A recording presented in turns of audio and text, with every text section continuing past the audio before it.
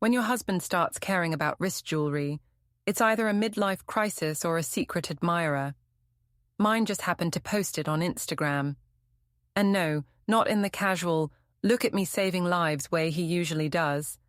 This one had dramatic backlighting, perfect angles, and a bracelet that definitely did not come from the employee vending machine next to the gauze packets. Before we dive deeper into this story, I have one small request. Please subscribe, drop a like, comment, and hit that hype button to boost this channel so more people can discover these incredible Reddit stories. I was in my studio when I saw it, trimming the rim of a porcelain bowl that had decided to warp like it had opinions. I only opened Instagram because my hands needed a break. I expected the usual. Alden smiling in scrubs, holding a mug of cafeteria coffee like it was an award-winning latte. He had built a whole persona online, the hero nurse, who posted humble captions like "another life saved," as if the emergency room had a loyalty punch card. But this time, his wrist was angled too perfectly for the camera to miss the bracelet. Braided leather, charcoal and silver threads, a little charm in the shape of a crescent moon. Not standard-issue hospital gear, unless someone in HR had recently launched a mystical accessory program. I zoomed in. The bracelet sat exactly under his wrist tattoo, the one he got at 21 because he thought the world needed to know he liked compasses. Except the bracelet made the tattoo look curated, styled, as if someone had adjusted it before the picture was taken. I wasn't the suspicious type. That's what I'd always told myself. But suspicion doesn't knock on the door. It rewires your breathing without asking permission. I reverse image searched the bracelet. Habit.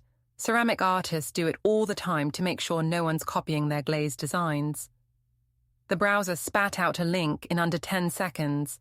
Etsy shop, 5 stars, name of shop, Nocturne Jewels. Profile picture, a woman with dark hair and a lip piercing, posing beside a tray of handcrafted necklaces like she was auditioning for edgy Renaissance fair queen. The listing showed the same bracelet, same weave, same moon charm, same exact wrist tattoo, visible in the product gallery like an accidental watermark. And just below it, a glowing review posted 3 weeks ago said, "Custom order for my favorite nurse." Hearts, that was the moment something inside me didn't shatter. No, it settled. Like clay right before the firing stage, the world didn't collapse. It clarified. My heartbeat wasn't wild. It was steady, like I'd been waiting for proof instead of fearing it. I clicked right to review. 5 stars. Title, great craftsmanship. Review text, also ruined my marriage. I hit publish and smiled. It wasn't hysteria, it was precision. I took a screenshot of Alden's selfie, the Etsy page, the review, and the tattoo shot. My computer folder was now labeled firing stage, a reference only a ceramicist would laugh at. Clay changes permanently at the firing stage. You can't make it go back. Alden got home 2 hours later. He smelled faintly of perfume, not the harsh hospital disinfectant he usually carried home like a second skin, but something floral, soft, almost apologetic. "Hey, Gold," he said, dropping his keys into the bowl I made him last Christmas. He'd forgotten to even compliment the glaze back then. Now he treated it like a gravity well for loose change. "Hey," I said, wiping clay from my hands. "How was the shift?" "Exhausting. Had a long night. We had this situation with an intoxicated guy. Took 3 of us to restrain him." "Interesting." He always exaggerated numbers when he lied. 3 nurses, 5 hours, 12 stitches. His math expanded like a balloon whenever the story was elastic. He walked into the kitchen, pretending not to be texting behind the fridge door. I didn't mention the bracelet. Not yet. I didn't need rage. I needed strategy. We had dinner, leftover roasted vegetables and chicken, because I'd stopped cooking, like we were on a cooking show a long time ago. He talked about staffing shortages and hospital drama. I nodded, filed every word under noise, and quietly pictured the moon charm touching his wrist. That night, When he fell asleep on the couch, shoes still on, I checked the Etsy shop again. My review had already gotten 3 likes. Etsy wasn't exactly Twitter, so that meant people were reading. And the seller, Luna Hartwell, according to her profile, had not replied. Not yet. The next morning, I crafted a mug in my studio. Simple shape, soft white glaze, but I carved into the base. Shattered Vows Collection, Prototype 01. It wasn't for sale. It was proof of transformation. A souvenir for myself. I posted new ceramic pieces online, and my store got its usual modest traffic. Bridal registries, college grads moving into their first apartments, people who wanted the illusion of handmade authenticity. Meanwhile, I checked Luna's shop again.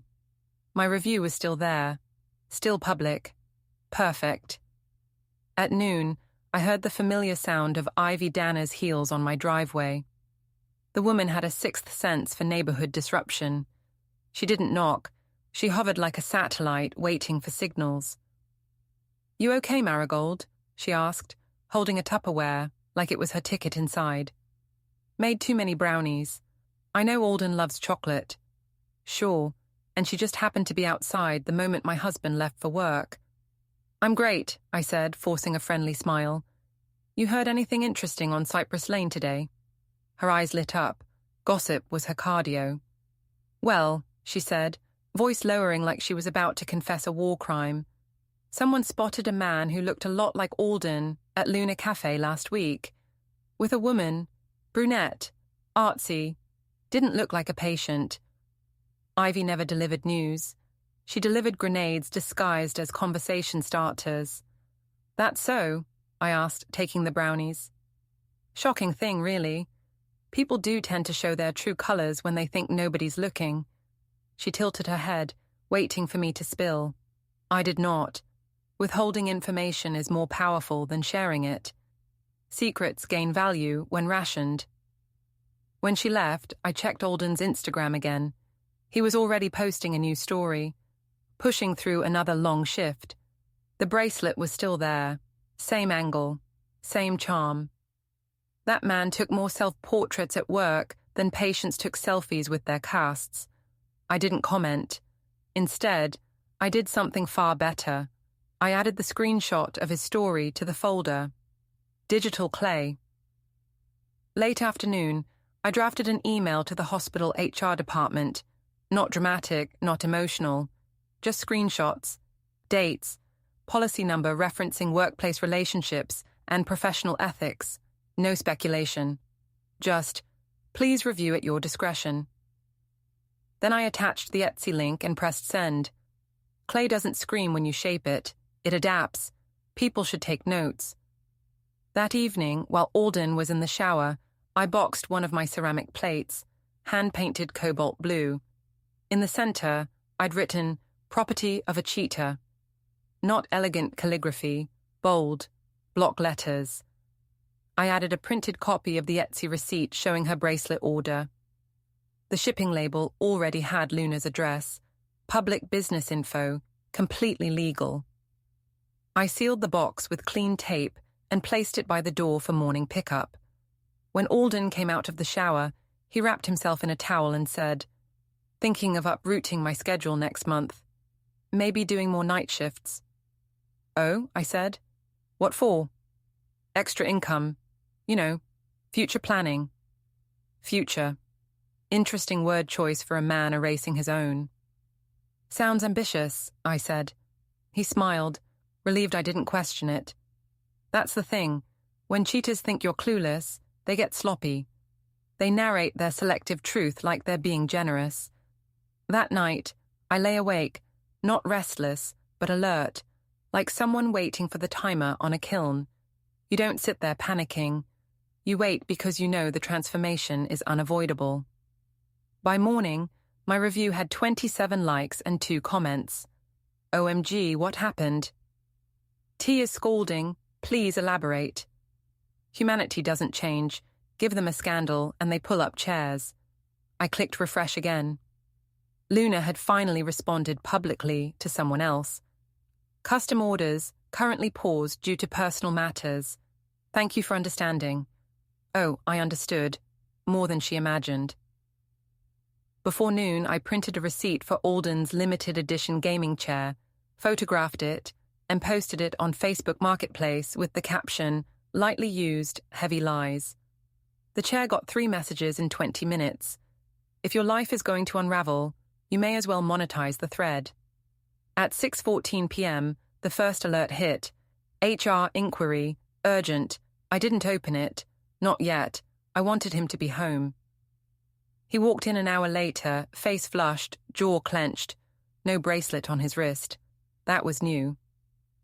"You did something," he said, pointing at me like I was a raccoon in his pantry. "Luna messaged me. She said someone left a review accusing her of ruining a marriage." "Oh," I said, stirring soup. "Sounds like a serious customer complaint. Businesses usually respond to those."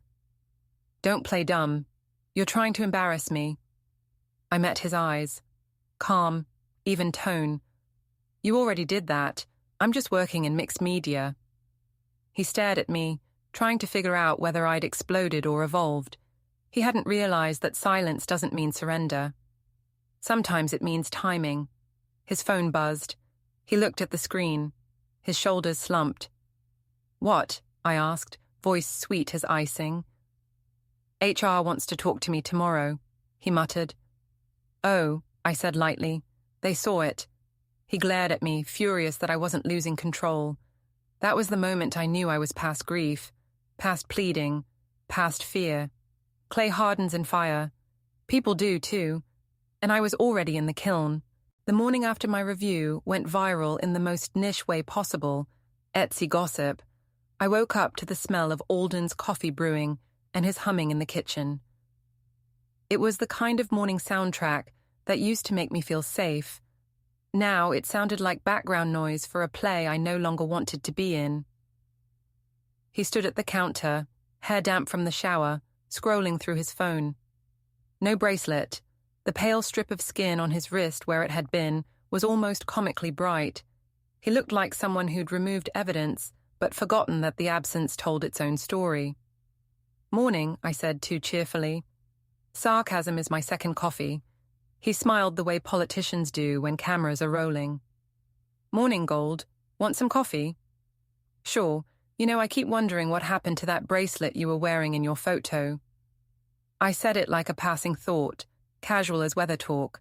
His shoulders stiffened, the tiniest twitch. "Oh, that. Broke it last night on shift, snagged it on a drawer." "Drawers are brutal these days," I said. "You should report it to OSHA." He blinked, uncertain whether I was joking. Then he gave a half laugh, that nervous one he used when he sensed conversational landmines. "Yeah, guess I'll stick to watches." He poured coffee into my favorite mug, the one with a small glazed bubble near the handle that I refused to fix because imperfections are honest. He handed it to me, kissed my temple, and said, "I've got to head out early. Staff meeting." "Of course," I said. "Save the world, one shift at a time." He didn't notice the edge in my tone. He never did. When the door closed, the house sighed into silence. I stood there, holding the mug, staring at the steam curling above it, like a thought I wasn't ready to think. Then I went to my studio. Clay doesn't lie. Clay shows you how steady your hands are, how much of your patience survived the night. I threw a slab on the wheel and let it spin, just listening to the hum. My head was full of what-ifs. What if I was wrong? What if it wasn't what it looked like? Then I remembered the Etsy shop, the tattoo in the product photo, and that tiny heart emoji. I wasn't wrong. I was simply being underestimated, which was worse. The doorbell rang. I wiped my hands on my apron and opened the door to Ivy Danner, my neighborhood newscaster in human form, wearing workout leggings and a too-tight ponytail. "Morning, Marigold. You look creative," she said, eyeing the clay streak on my cheek. "I was just walking by and thought I'd check in. You seemed quiet lately." Quiet in Ivy speak meant suspicious. "I'm good," I said. "Just focused on work. Orders piling up." "Oh, that's wonderful. You know, I saw Alden at Luna Cafe again. Thought it was funny since he's always saying how terrible their coffee is." She tilted her head, fishing. I smiled. Maybe they improved their beans. Her eyebrows lifted. Or maybe the company improved. Maybe, I said, and closed the door slowly, politely, like someone sealing a kiln before things explode. I sat at my laptop. His location sharing was still on from when we both pretended to trust each other. I opened the app. Sure enough, Alden was not at the hospital. He was at the same cafe Ivy mentioned. He'd turned off his social media stories, but not his common sense. So I drove. The cafe sat 2 blocks from the hospital, all reclaimed wood and overpriced lattes. I parked 2 streets down, pretending I was just another suburban woman with too much time and too little self-respect. Through the window, I saw him sitting across from her. Luna. Her hair was darker in person, her bracelets jangling every time she gestured like she was auditioning for a commercial about free spirits. He laughed at something she said, that easy laugh I hadn't heard from him in months. He reached across the table. His hand brushed hers. I could almost hear the cheap soundtrack. I didn't march in. I wasn't giving him the satisfaction of drama. Instead, I watched for a few minutes, memorizing the tilt of his head, the way she leaned forward like they were a painting called Mutual Self-Deception. Then I took a photo through the windshield, blurry but real, and left. At home, I opened the firing stage folder on my laptop and added it. Proof. Then I sat in silence for a full minute. No tears, no shouting. Just thought. Then laughter. Not the nice kind, but the exhausted kind that sounds like air escaping a balloon. I decided if he was going to live like a sitcom character, I'd at least be the writer. When he came home that night, I was ready. He walked in with grocery bags and guilt disguised as helpfulness. "Hey," he said carefully, "I got takeout from that Thai place you like." "How thoughtful," I said. "You're early. Staff meeting cancelled." "Yeah," he said, "ran short. Got out quicker than expected." He still couldn't tell when I already knew the script. "Lucky you." We ate quietly. He told stories about his shift, all vague heroics and impossible rescues. I nodded, mentally cataloguing every inconsistency. He never noticed that my phone stayed face up, camera ready to catch his reflexes when he lied. Later, when he went to shower, I opened his laptop. "We had no secrets," he used to say. Turns out that was half true. I just wasn't aware of mine. His messages weren't scandalous, but they were enough. Flirtations buried under professional talk. "Thanks for the bracelet. It brings me luck. You have no idea how much that meant to me." I screenshotted them, sent them to my email, and deleted the traces. When he came out, towel around his neck, he looked relaxed, humming some pop song that made me want to throw the remote. "I might go for a drive," I said. "Now? I need inspiration." "For clay?" "For clarity." He shrugged, not hearing the warning in my tone. Outside, the night air was crisp, the kind that tastes like unfinished thoughts. I drove toward the hospital, pretending I had errands. Instead, I parked near the staff lot, engine off, lights dimmed. The lot was mostly empty except for a few cars, one of which I recognized. Alden's silver hatchback. Half an hour passed. Then they appeared. Alden and Luna walking fast, heads close, laughing. He opened her car door, and for a second, I saw his hand brush her shoulder. Then he kissed her. Quick, thoughtless, practiced. I didn't gasp. I didn't honk. I just watched. Because sometimes silence is the loudest thing in the room. When they drove off, I followed, slow, headlights off. They went 2 streets down before she pulled into an apartment complex. He stayed parked for a minute, then drove away. I noted the address, turned around, and went home. Inside, I poured myself wine and opened a blank page on my computer. I titled it, Act 1, The Setup. Underneath, I typed, "Fine, you started a show. I'll direct it." The next morning, I mailed the ceramic plate to Luna's address. The post office clerk didn't even glance at the writing on the box. People rarely look at art closely unless you tell them it's worth something. Back home, Alden hovered around me, jittery. He knew something was off but couldn't pinpoint what. "You're quiet lately," he said. "Thinking about expanding the studio," I said. "Maybe adding a kiln. Bigger pieces, bigger results." He smiled, relieved by the normal tone. "That's great, Gold. You deserve it." "I know," I said, and the simplicity of it startled even me. By noon, his cousin Tessa called. I saw the name and felt an old irritation. She used to be my friend before she decided I was too intense. She'd chosen Alden's side of every conversation ever since. "Hey, girl," she said, voice coated in fake sympathy. "Just checking in. You and Alden okay?" "Why wouldn't we be?" "Oh, just saw some chatter online. Something about a review. People are talking." "That's nice. Maybe it'll help my sales." "Marigold, come on. You didn't actually mean to post that, right? It's embarrassing." "For who?" Silence, then a weak laugh. "You're always dramatic." "Only when provoked," I said, and hung up. By the time Alden got home, the neighborhood grapevine was fully hydrated. He slammed the door, his mask of calm cracked. "You humiliated me," he said. "Oh," I said. "What did I do this time? Buy groceries too loudly?" "Don't play dumb. Luna's getting messages. People are tagging her. HR might call me in." "Good. Saves me the trouble." "Do you want to ruin my career?" I looked him in the eye. "No, Alden. I want to ruin your narrative." He flinched as if I'd spoken another language. "You can't just go around accusing people."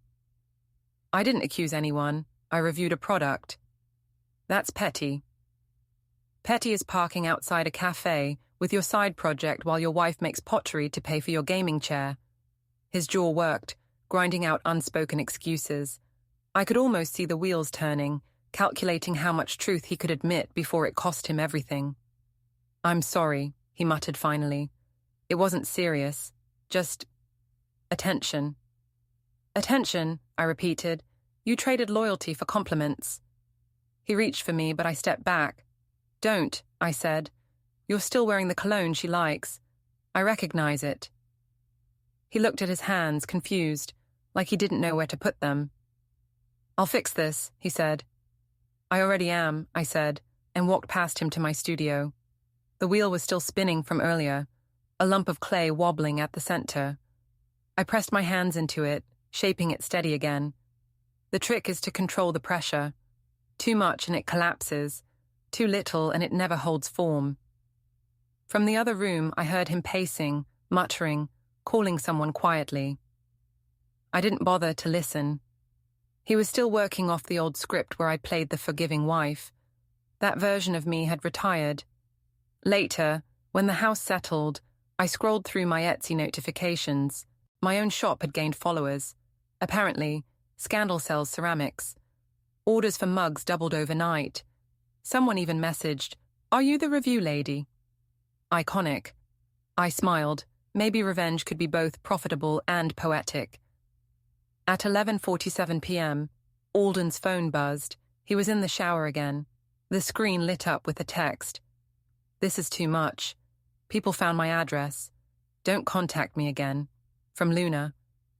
I let the message fade, then placed his phone back where it was. He came out moments later, looking tired, vulnerable. "Marigold, I think we should talk." "I agree," I said, turning off the light. "But not tonight. The clay needs to rest." He didn't understand that I wasn't talking about pottery. As I lay awake, I thought about how fire changes clay. You can't rush the temperature. It has to rise slowly, evenly, until the surface hardens and the shape becomes permanent. Tonight was the preheat phase. Tomorrow, the firing begins. I whispered to the ceiling, half a joke, half a promise. "You started a show, Alden. I'll direct it." The dark room didn't answer, but it didn't need to. The script was already in motion. I didn't hear from Luna the next morning, but I didn't need to. Her silence was a reply in itself, the kind people give when they finally understand that ignoring a problem does not erase it. What I did get, though, was a notification from Facebook Marketplace. Is this still available? Someone wanted the gaming chair. Someone else wanted the limited edition sneakers. A third person asked if the scrubs came from a real nurse or just Halloween. I almost wrote, real nurse, fake husband, but I settled for, available, pick up only, cash preferred. By noon, the chair was gone, and the buyer drove off thrilled to have the perfect addition to his streaming setup. Meanwhile, Alden texted me a single line. You sold my stuff? I didn't respond immediately. I let him stare at the 3 animated dots that never appeared. Silence travels farther than words if you give it room. The house felt different with his things disappearing one by one. Lighter, like someone opened a window that had been painted shut for years. I boxed up more of his prized collections, signed posters, game controllers, and a hoodie he once claimed had sentimental value. If it had sentiment, it certainly wasn't directed at me. I listed everything online under a new title theme, lightly used, heavy lies. It felt like staging a yard sale hosted by Poetic Justice. Around 2, I got an email from HR at his hospital. Thank you for your submission. We are reviewing the matter. No emotion, no explanation, no comfort, but it meant they had it, which meant he would soon have it, which meant the little timeline he thought he controlled was about to bend in my direction. At 3, someone knocked. I opened the door and found Tessa, his cousin, once my half-friend, now my self-appointed moral translator. She wore sunglasses, a smug smile, and the energy of someone who watched too many advice reels. Can we talk? She asked. You're already doing it, I said, stepping aside. She walked in like she owned part of the mortgage. I just want to say I'm concerned about you. This whole review thing? It's not a good look. Whose look are we talking about? Mine or the one he wears to Luna's cafe? She flinched. So you're just airing it all out online? That's not how grown-ups handle things. Grown-ups don't sneak around behind their wives' backs, but here we are. She crossed her arms. You're being messy. I'm being accurate. There's a difference. You could ruin his job. That's up to HR, not me. She stared at me like she couldn't decide whether I was unstable or brilliant, and the best part was that I didn't care which she chose. You're better than this, she said. No, I said calmly. I'm exactly this. You just haven't met this version of me before. She sighed dramatically, like a soap actress told her scene was being cut. You're making it hard for the family to defend you. That's the point, I said, and opened the door. I'm not auditioning for their support. She left without another word, and I closed the door with the kind of quiet certainty that doesn't need a slam to be heard. That evening, I set up my camera equipment in the studio. Not for ceramics this time, but for documentation. Screenshots of messages, timestamps, photos of the cafe meetup, receipts from his shared bank card to her Etsy shop. Clay artists know how to archive. Screenshots are just digital shards, waiting to form a mosaic. At 6, Alden came home with the look of someone who'd already rehearsed his defense and didn't like his own script. He threw his bag on the table. We need to talk, he said. We're already doing it, I said, echoing my line to Tessa. He paced. You've gone too far, Marigold. HR called me in. They said there was an anonymous report. Oh, I said. Friendly of them. You sent them lies. No, I corrected. I sent them links. That bracelet wasn't from her. It was a gift. From who? The Tooth Fairy? He dropped into a chair, ran both hands through his hair, and for a moment looked like someone watching their own excuses collapse. You don't understand. Things just happened. That's how rain forms, Alden, not affairs. He stared at me like he wanted to argue, but every version of his defense had already been burned.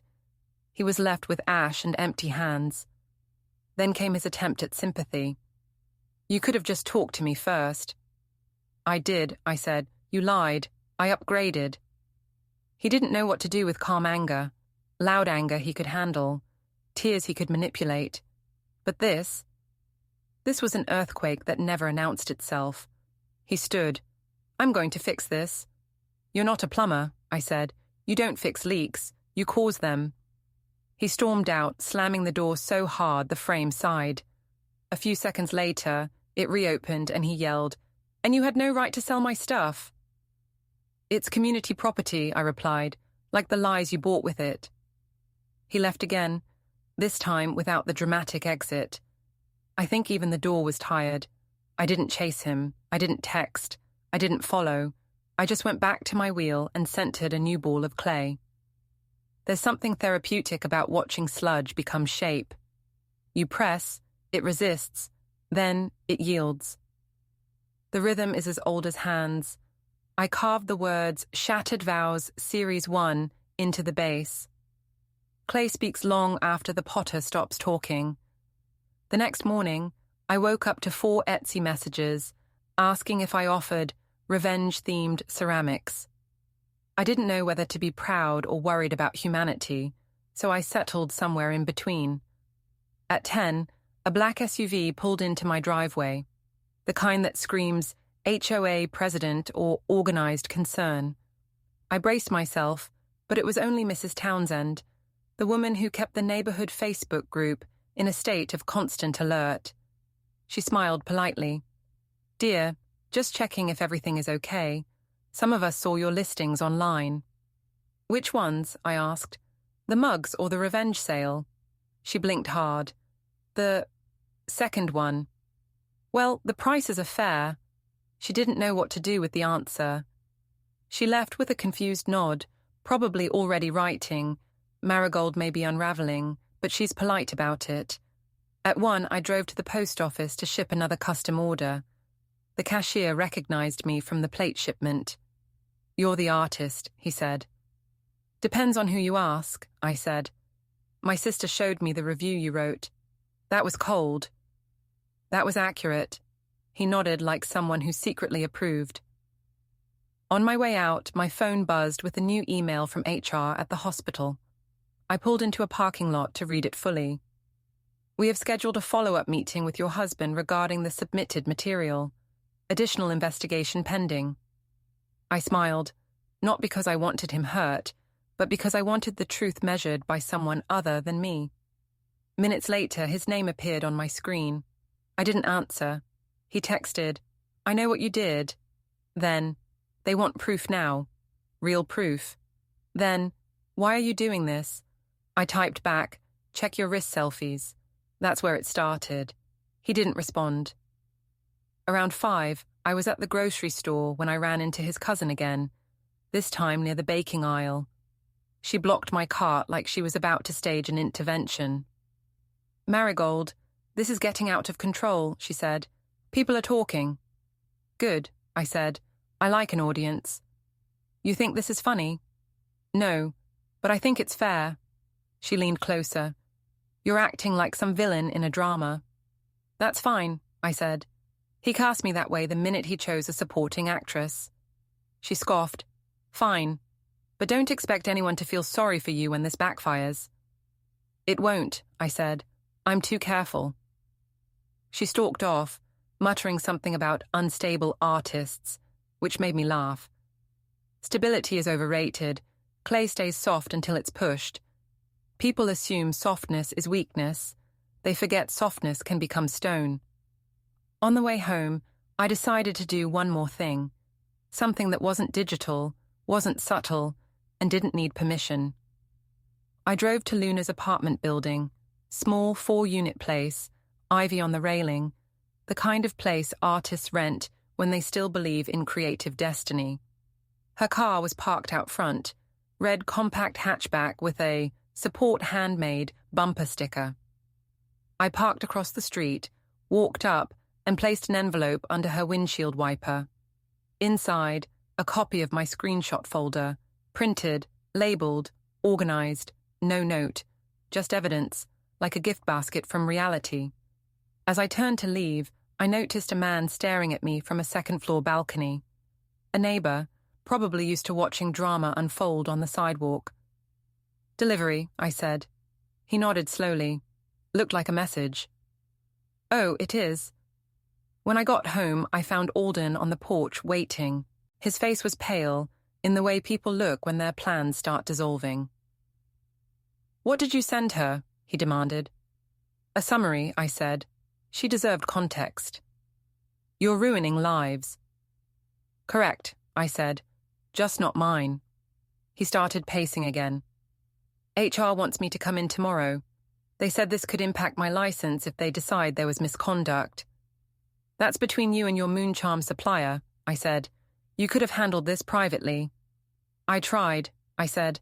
"You turned private into secret. Secrets rot." He stopped pacing, looked right at me, and the strange thing was, he didn't look angry anymore. He looked small, like someone who couldn't believe the applause had stopped. "I never meant to hurt you," he said. "Yes, you did," I replied. "You just didn't expect consequences." He said nothing. Silence finally taught him something. That night, I boxed the rest of his things except his work clothes. I stacked the boxes in the hallway like a farewell parade. It wasn't revenge.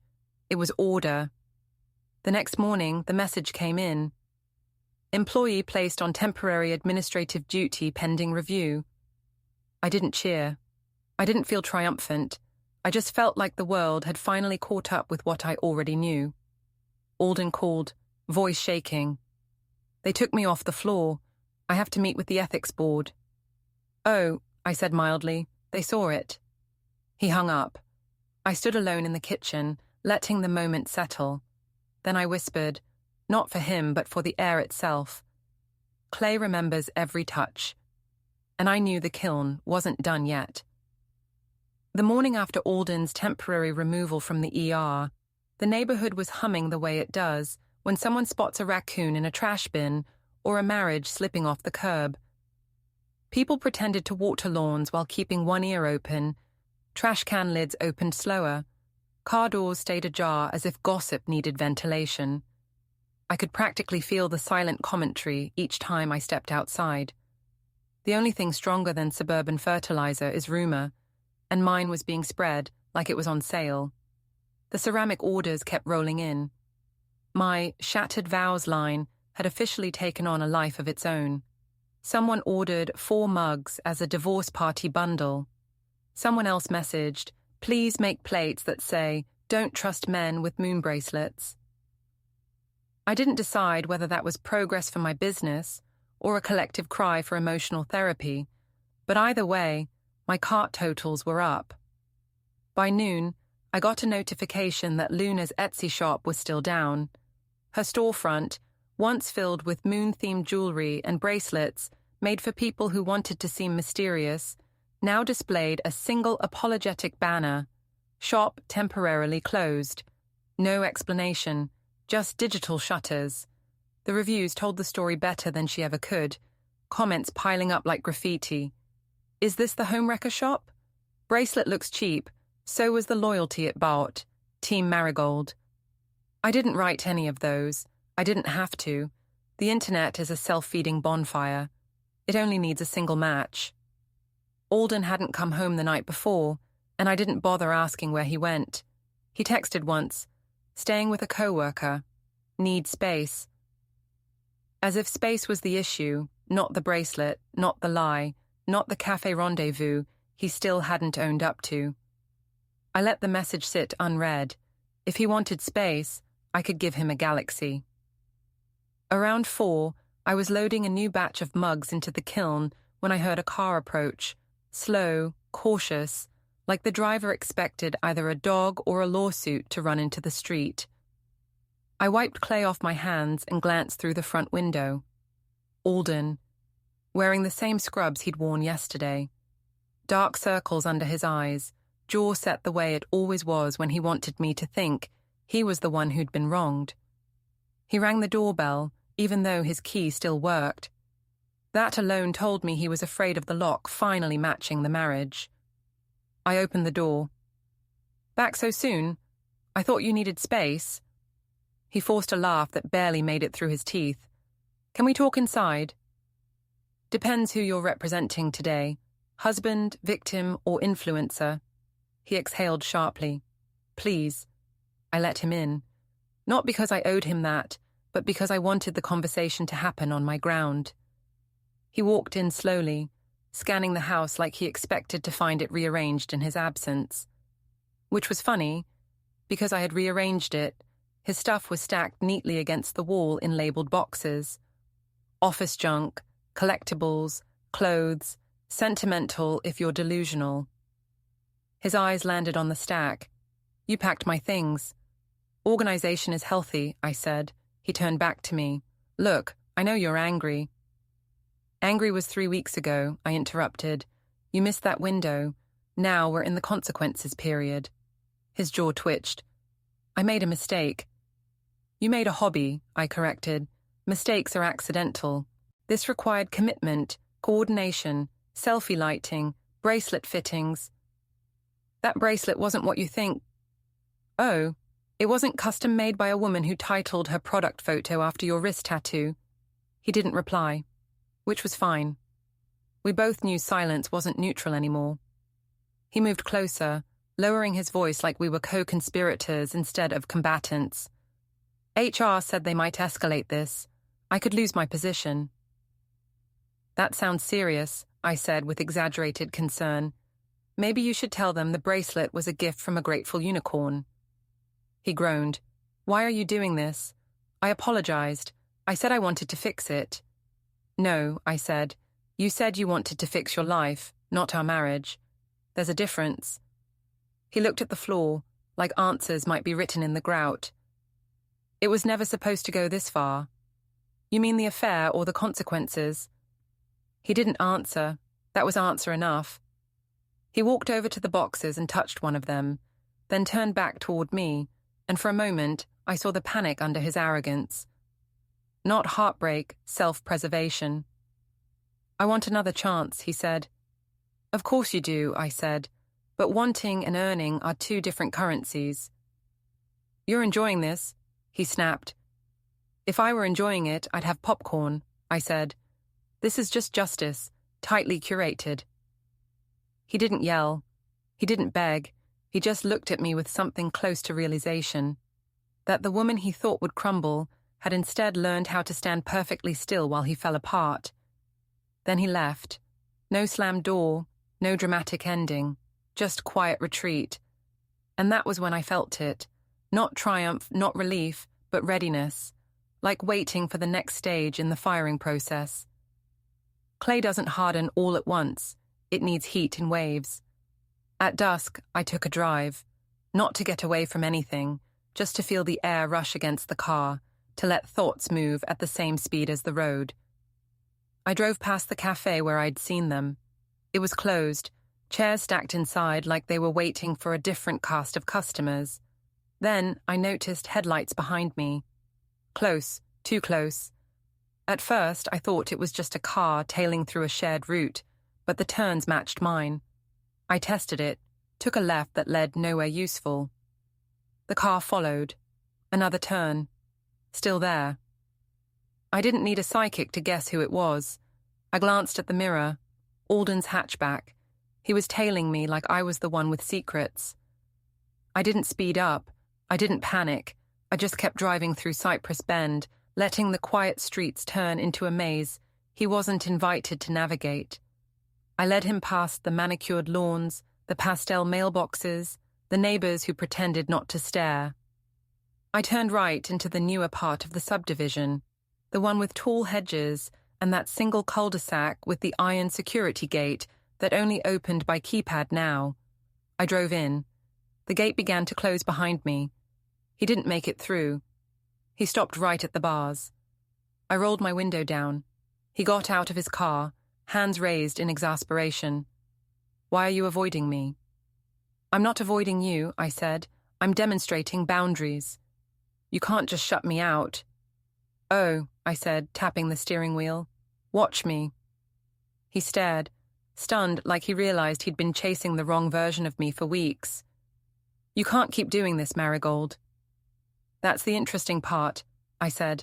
I can. The gate shut fully. The space between us was steel and consequence. I drove off without waiting for another word. Later, back at home, I got a message from Luna's Etsy account. Simple, no greeting, just, "Your wife is terrifying. Lose my number." I laughed, not loud, not cruel, just amused at the irony of being called terrifying by someone who specialized in moon charms and emotional chaos. I typed back, "You haven't seen terrifying yet." Then I hit delete instead of send. That sentence belongs to someone else. And the chapter too. The night settled into one of those slow silences where even the refrigerator hum sounded like it was waiting for the next move. I sat in the studio, hands resting on a half-shaped vase, not working, just thinking. Clay only responds when you're ready to touch it.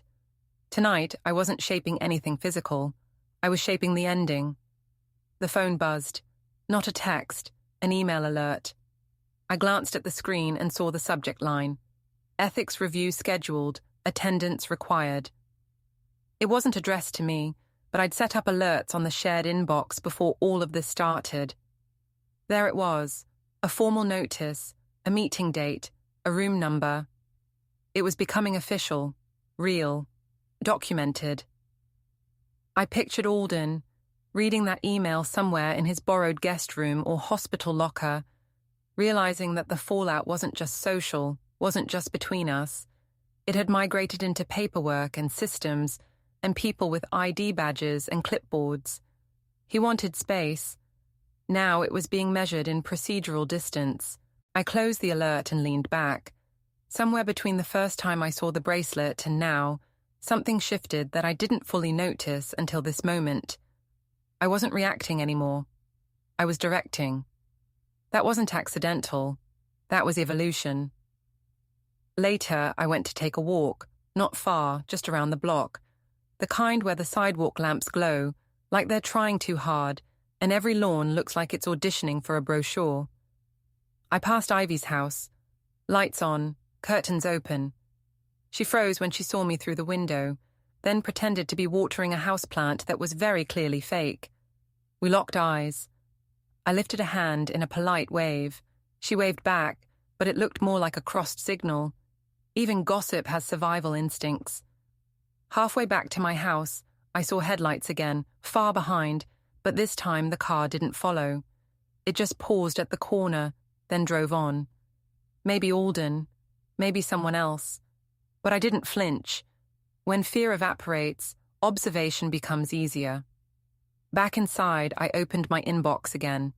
More ceramic orders. A podcast host asking to interview the pottery woman with the revenge mugs. A divorce attorney's assistant offering discounted representation in exchange for promotional barter. Someone even asked if I sold revenge starter kits. Humanity is either comical or tragic, depending on the lighting. The thing was, I didn't want to become a brand. I just wanted balance, not forgiveness, balance. They're not the same. Forgiveness is a release. Balance is a correction.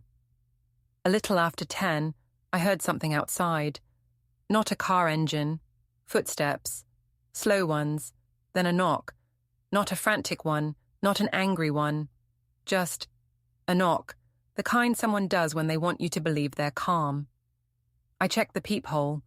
Alden. No scrubs, no bag, no attempt at charm. Just him in a hoodie, hands in pockets, looking like a person who didn't know whether to apologize or demand something. I opened the door, only halfway. "Marigold, please," he said. "I just want to talk." "You talked," I said. "You just didn't tell the truth when it mattered." He swallowed hard. "Everything's collapsing. HR wants documentation. Luna blocked me. My mum's asking questions I can't answer, and I just..." He broke off, chest tight, voice flattening. "I never thought you'd actually follow through." That was the moment it clicked. He never believed I had the power to ruin anything. He thought I was soft clay, something he could press into shape, something that always stayed. He never realized clay fires into stone. "I didn't follow through," I said. "I just stopped stepping aside." "Can we go inside and talk, please?" His tone dipped, something between pleading and entitlement. "No," I said. "Whatever you came to say can be said right there." He looked around like the neighborhood might be listening. It probably was. But he still spoke. "I messed up, I know that. But this nuclear-level response..." I raised an eyebrow. "You think this is nuclear? This is pottery grade. Controlled heat, measured exposure. You sold my things. And you sold my trust," I said. "I got a better return, though." He exhaled, frustrated. "This isn't you, Marigold." "That's the problem," I said. "You think the version of me who tolerated you was the real one." He leaned against the porch rail like he was exhausted from his own decisions. "So what happens now? You just erase me from the house? From your life?" "No, you're still here," I said. "Just in the correct box." His eyes shifted to the stacked boxes through the window. "You're serious?" "I don't do theatrics," I said. "I do closure." He shook his head slowly. "I thought you'd yell, cry, something. But this? You're ice." "No," I said, voice steady. "I'm ceramic. Fired. Finished." That landed. He didn't speak for a long time. Then he said, almost quietly, "You used to care about me." "I did," I said. "That's what made this possible. You can't betray someone who never trusted you. Congratulations, I loved you first." He flinched. Not physically, but in that invisible place where people store the parts of themselves they don't want inspected. He straightened, tried to pull himself back into the confident shape he always relied on. "This isn't over," he said finally. "Oh, it is," I said. "You just haven't accepted the ending yet." He took a step backward, like the conversation itself had pushed him. He didn't yell, didn't slam anything, didn't protest. He just looked at me with a strange expression, something between fear and recognition. "You're not who I thought you were," he said. "I know," I replied. "Isn't that fun?" He walked away. No threats, no promises, just silence that didn't belong to either of us anymore. I closed the door and locked it, not out of fear, but because the symbolism deserved the gesture. Then I poured a cup of tea, sat at my wheel, and pressed both hands into fresh clay. I didn't need to shape anything specific. I just needed the motion. Hand steady, centering, reclaiming rhythm. My phone buzzed again. A message from an unknown number. Not Luna, not the hospital, just a single sentence. That review changed everything. I didn't reply. Some sentences are complete without conversation. I lifted the clay, felt the spin of the wheel, and slowly raised the walls of the pot. Clay remembers touch. It has no memory of excuses, no nostalgia for promises.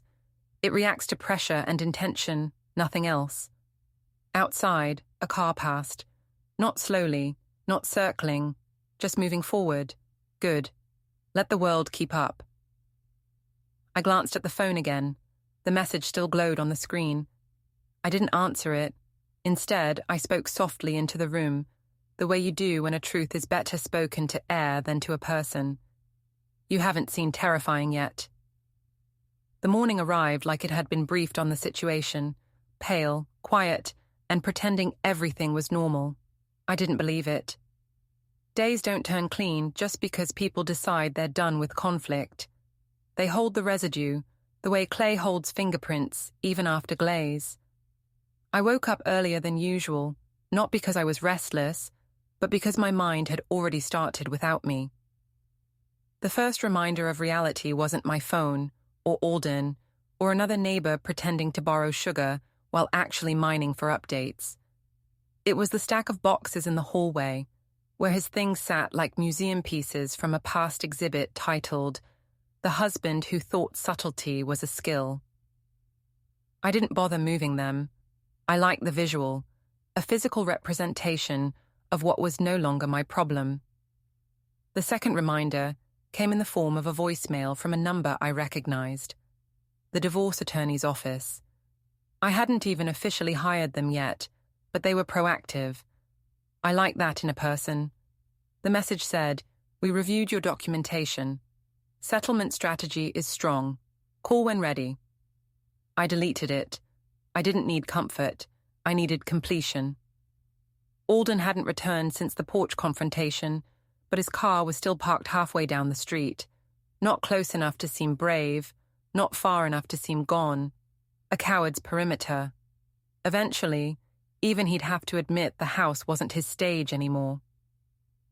I made coffee and sat near the window, just watching the neighborhood thaw into its daily routine.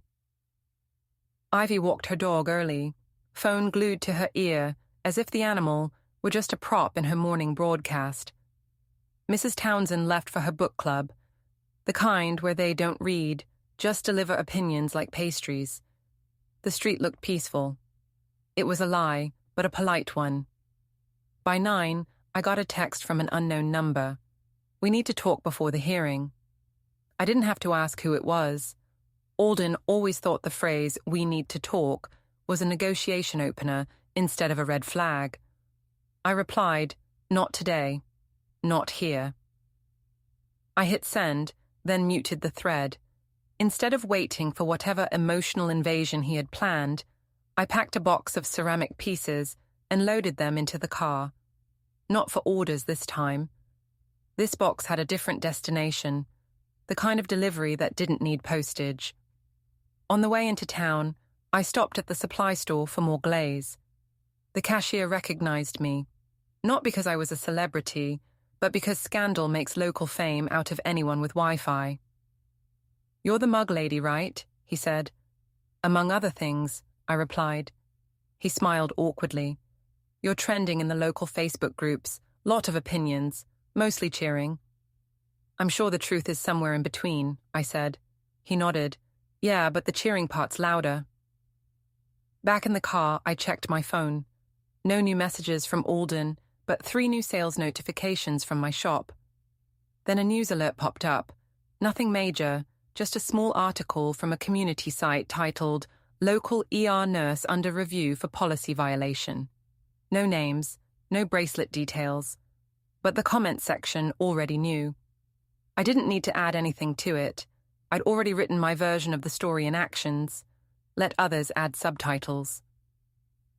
I drove to Luna's building again, box on the passenger seat. This time, I didn't plan on leaving it anonymously. I wanted presence, not mystery. When I arrived, her car was in the same spot as before. No sign of her outside, but a light was on in the second-floor window. I carried the box, walked to the entry door, and buzzed the unit. A voice crackled through the speaker. "Hello?" "It's Marigold," I said calmly. Silence. Then, "What do you want?" "Closure," I said, "and delivery." The door buzzed open. I walked up the stairs, each step echoing with the polite certainty of someone who didn't need to raise their voice to be heard. Luna opened the door a few inches, then wider. Her eyes were tired, her hair a mess, and the confidence from her product photos had dissolved into something softer and less curated. "You're not here to yell," she said, almost surprised. "No," I said. "I'm here for symmetry." I handed her the box. She didn't open it. She just stared at me, waiting for the danger or the performance. "I didn't break your marriage," she said. "He chose everything he did." "I know," I said. "That's why the box has something for you, not him." She looked confused. "What is it?" "A reminder," I said. "One you can display or throw out or pretend never existed." She blinked.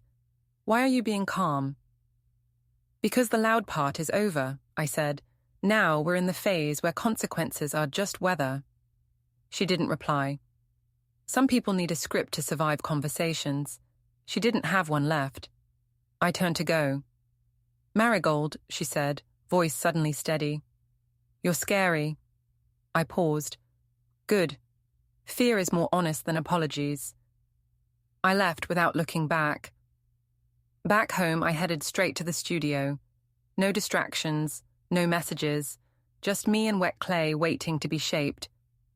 I pulled a fresh mound onto the wheel and felt it spin under my hands, familiar and obedient.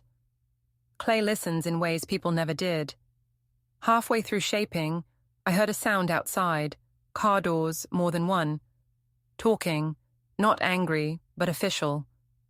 I walked to the window, a police cruiser, and Alden, standing beside it, arms folded, gesturing toward my house like it had personally offended him. I opened the door before they had a chance to knock. "Ma'am," the officer said, "your husband reports property destruction belonging to a third party." Ah, the Luna situation. I'd been expecting this. People who break vows always call the cops when someone breaks ceramics. The officer continued, "He says you vandalized private property." "I delivered art," I corrected.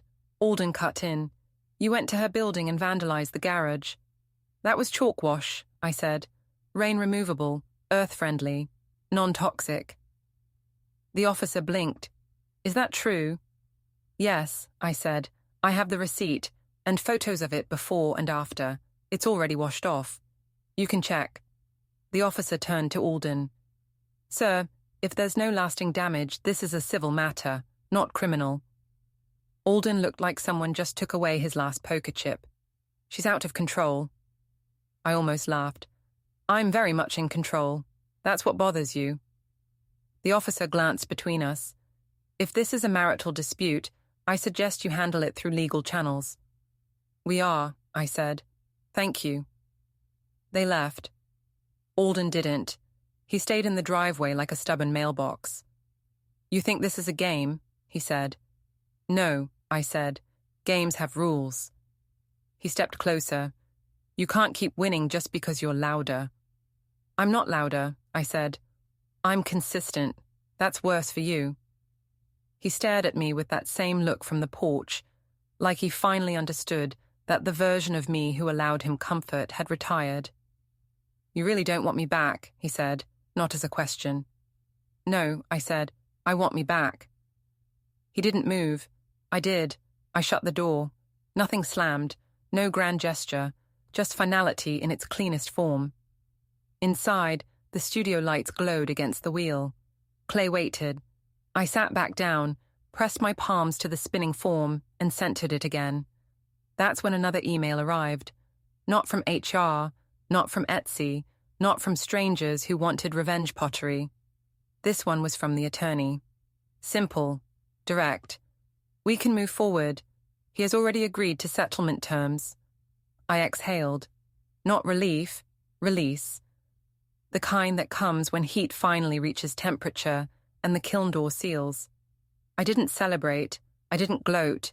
I just finished the vase, smoothed the rim, trimmed the base, signed the bottom. Then I whispered to the clay, because clay doesn't interrupt. Almost done. Outside, a car engine started, then faded away. Maybe Alden. Maybe normal life trying to reappear. Either way, I didn't chase it. The kiln preheated, the room glowed, and I could feel it, not metaphor, but truth. This was the last firing. The door was almost ready to close. I always thought the final moment of a collapsing marriage would feel cinematic. Doors slamming, tears, yelling, maybe someone dropping to their knees with a speech that would win an award if life had judges. Turns out the real final moment is quieter. It feels like the pause between the kiln cooling and the moment you decide to lift the lid. Things are already changed inside. You're just waiting to see how. The settlement papers arrived by email just after sunrise. Not a dramatic delivery, just a PDF with 6 signatures, a couple of stamps, and the legal equivalent of "this is over." I opened it at the kitchen counter while the kettle boiled. The house was quiet. Even the fridge seemed to understand it wasn't the morning for noisy defrost cycles. I scanned the terms. The house was mine. The studio legally listed as a home business asset, tied to my name only. Majority marital assets transferred, and a line stating, "Both parties agree to no contact after finalization unless required for administrative matters," which was lawyer language for, once the ink dries, he legally becomes a stranger. I didn't smile. I didn't sigh. I just clicked download copy and saved it. Then I checked the time. 8 hours until Alden's hearing with the ethics board. 8 hours until the one piece of this I hadn't witnessed in person played out behind a door that wasn't mine. 8 hours until I finished what I started. I got dressed, not dramatically, just intentionally. Dark jeans, simple blouse, hair up. No jewelry except the ceramic pendant I'd made years ago, back when I still gifted him things I shaped instead of shaping the exit from his life. I packed a small tote bag, notebook, pen, a thermos of tea, and one last item, wrapped in brown paper and string. My final delivery, the one I had been waiting to make in person. I left the house without checking whether Alden's car was still parked down the street. Whether he was still watching didn't matter anymore. Observation only has power if it can affect outcome, and the outcome was already cemented. The hospital wasn't far, but the drive felt like crossing the last inch of a bridge that had already burned. I parked, walked through the front doors, and got hit with that familiar sterile scent, the one that used to be Alden's excuse for working late. Funny how someone can come home every day smelling like antiseptic and still carry the rot of dishonesty under it. I went straight to the administrative wing, where the hearing room was located. A receptionist greeted me with the kind of smile designed to soften bad news and waiting times. "Can I help you?" "I'm here for the ethics review hearing," I said. "Observation only." She checked a list. "Family or representative?" "Neither," I said, "but I'm relevant." That earned me a long blink, then a nod of the, "I don't get paid enough to challenge that variety." She pointed to a hallway. "You can wait outside the conference room. They'll call attendees." I thanked her and walked down the corridor. The room was halfway down, closed door, frosted glass, sign taped on reading, restricted, staff review panel in session. I sat, not fidgeting, not pacing, just sitting, like calm was my new hobby. 5 minutes passed before footsteps arrived. I didn't need to look up to know it was him. I could recognize Alden's walk anywhere. Quick, annoyed, like gravity offended him. He stopped in front of me. "You're seriously here," he said. "Correct," I said. "You can't be in there." "I'm not in there," I said. "I'm out here. Difference matters." He let out a slow breath. "I don't know what you think you're doing." "That's the problem," I said. "You never knew what I was doing until it was too late." His jaw flexed. For a second, I thought he'd try charm again. The old method, the predictable pivot to, "We can talk this out." But we were past that. Even he knew it. "Just don't make a scene," he said. "I don't make scenes," I replied. "I make impact." He turned away. The board coordinator opened the door, called him in, and the panel of people in suits looked up as he entered. The door shut. Silence again. I waited. 20 minutes, 30. During the 41st minute, the coordinator came back out, looked at me, and asked, "Ms. Hartwell, the panel requests the source of the submission be present for clarification. Are you willing?" "Yes," I said, standing. Alden turned when I entered the room, and the look on his face was the first honest reaction I'd seen since the bracelet photo. The look of someone who finally realized the floor under him wasn't stable. The panel chair gestured to a chair. "Mrs. Hartwell, we understand you submitted documentation alleging a violation of the hospital's professional conduct policy involving a relationship with a patient or vendor. Is that correct?"